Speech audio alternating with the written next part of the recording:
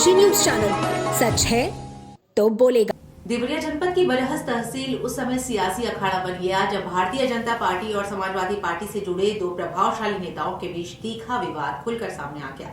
सरकारी परिसर में हुए इस घटनाक्रम का वीडियो सोशल मीडिया पर वायरल होते ही राजनीतिक गलियारों में हलचल मच गई।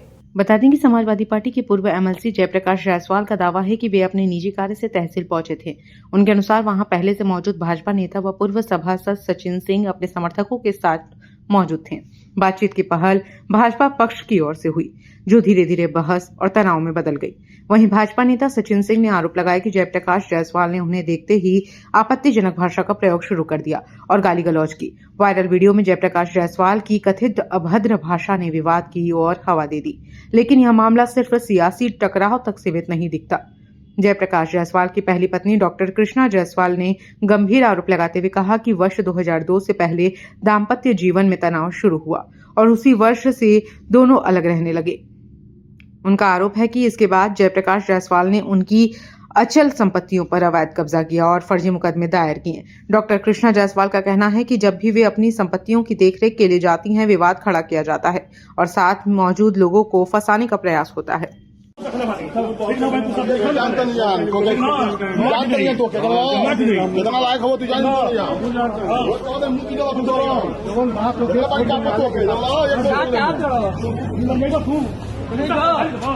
मेरी पूर्व पत्नी तलाकशुदा मेरी पूर्व पत्नी जो एक बच्ची तलाक ले चुकी है 23 साल पूर्व में, एक जमीन का विवाद है जो मेरे संस्थान संस्कृति मेमोरियल कॉन्वेंट स्कूल है उससे सटी हुई जमीन है जो 15 डिसमिल की है, जो जमींदारों की जमीन है, जो हमारे 1992 से मेरी जो संस्था चल रही है उसी के कब्जे में है, उसी में वो बच्चे खेल कूद करते हैं। ये महिला उसी जमीन को लेकर विवाद कर रही है, 25 डिसमिल जमीन को लेकर विवाद कर रही है। विवाद में 4 तारीख के रात में महिला को यहाँ के कुछ तथाकथित जमीन के दलाल सचिन सिंह जो अपराधी प्रवृत्ति का है, राजू सिंह जो अपराधी प्रवृत्ति का, इसका इतिहास बहुत खराब है, बेलडांड का रहने वाले हैं लोग, इन लोगों ने रात में ताला तोड़ के और हमारे विद्यालय परिषद में इन्होंने इसके साथ अपने 2 आदमियों के साथ अंदर कर दिया। हम लोग यहाँ नहीं रहते हैं, उस समय मैं दिल्ली में था। मैंने प्रशासन को सूचना दिया, प्रशासन को लिखित सूचना दिया, प्रशासन मौके पर गया, इनको बाहर करने का बहुत प्रयास किया, लेकिन ये बाहर निकलने के लिए तैयार नहीं हुए। 5-6 तारीख को सुबह इन प्रशासन द्वारा इनको बाहर किया गया और जिलाधिकारी महोदय बरहस के सामने प्रस्तुत किया गया। मुझे भी वहां पर उपस्थित होकर अपने सभी कागजातों के साथ उपस्थित होना था। मैं वहां गया, कागजात को उपस्थित मनुष्य किया, बातचीत किया, विवादित जमीन है, न्यायालय में विचाराधीन है, सभी का मैं पेपर प्रस्तुत किया। वहीं पर ये लोग तथाकथित लोग और ये महिला को लेकर वहां से विवाद करने लगे। उस विवाद में इन लोगों ने मेरे साथ अभद्र शब्दों का प्रयोग किया, यहां तक कि मेरे सोने की चैन को भी खींच लिया और मैं प्रतिष्ठित व्यवसायी के साथ एक प्रतिष्ठित राजनीतिक भी हूं। मैं पूर्व में एमएलसी रह चुका हूं। वर्तमान में मैं समाजवादी पार्टी के एक वरिष्ठ नेताओं के रूप में देवरिया जनपद में मेरी पहचान है। मेरी छवि खराब करने के लिए कुछ भाजपा के तथाकथित दलाल जो लोग हैं, इस तरह का षड्यंत्र करके मेरे साथ अपमान करने का प्रयास किया गया है। ये जो वीडियो दिखाया जा रहा है, ये वीडियो पूरा नहीं है, इसके पहले का दिखाया जाए, इसके बाद का दिखाया जाए, इसको एडिट करके दिखाया जा रहा है, मेरी छवि को खराब करने का प्रयास किया जा रहा है। देखिए, पूरा मामला जेपी जायसवाल जी जो सपा के नेता हैं, विवादित नेता हैं, उनका अपनी पत्नी से पिछले 24 सालों से संबंध विच्छेद है, कोई संबंध नहीं है। तो उन दोनों लोगों के बीच का मामला था।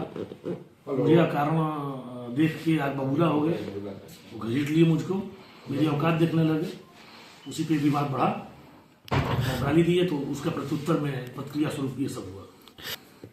अब राजनीतिक विवाद मैं नहीं कर सकता हूँ, ये उनके व्यक्तिगत खुन्नस की विवाद है। वो अगर चाहते हैं कि उनके हिसाब से लोगों का संबंध चले, तो वो लोगों के संबंधों का मानक वो नहीं तय करेंगे, हमारे संबंधों का मानक हम तय करेंगे, न कि जेपी जायसवाल तय करेंगे। क्या पीछे भी कभी विवाद थे क्या उनसे?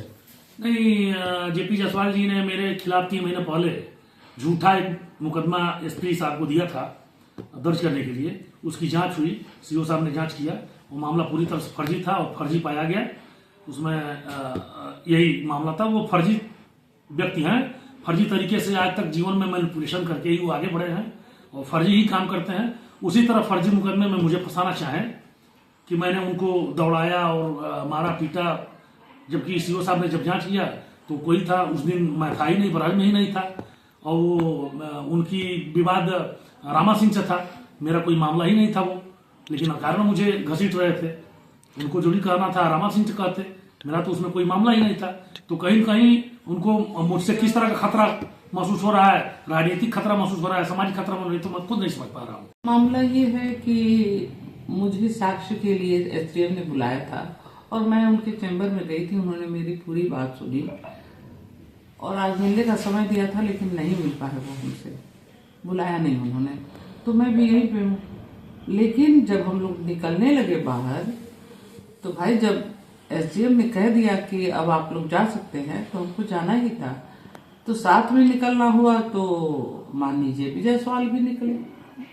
तो उन्होंने बोलने से बिना वो मानते नहीं है, तो उनका वो जो दुर्व्यवहार है वो शुरू हो गया जबानी रूप में। तो उन्होंने मेरे साथ साथ और भी सचिन और गजेंद्र सिंह और राजू सिंह को उन्होंने अंशत कहना शुरू किया, तो आरोप लगाना शुरू किया और धमकी भी देना शुरू किया।